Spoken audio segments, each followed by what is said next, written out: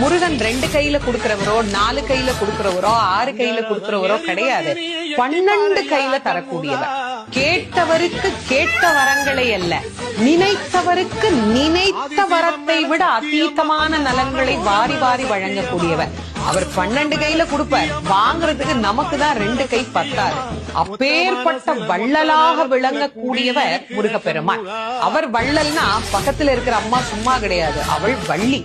இவர் 1 கொடுத்தா அந்த அம்மா 2 கொடுங்கன்னு வாழாம். அப்படி கணவனும் மனைவியும் போட்டி போட்டுக்கிட்டு நமக்கு கொடுக்க தயாரா இருக்கிறாங்க. வாங்குவதற்கு நாம் என்ன செய்ய வேண்டும்? அவரை நினைக்கணும். எப்படி நினைக்கணும்? அரை நிமிஷமாவது நினைக்கணும். அரை நிமிஷம் எப்படி நினைக்கணும்? எனக்கு கொடுப்பாரு, எனக்கு கொடுப்பாரு, எனக்கு கொடுப்பாருன்னு நினைக்க கூடாது.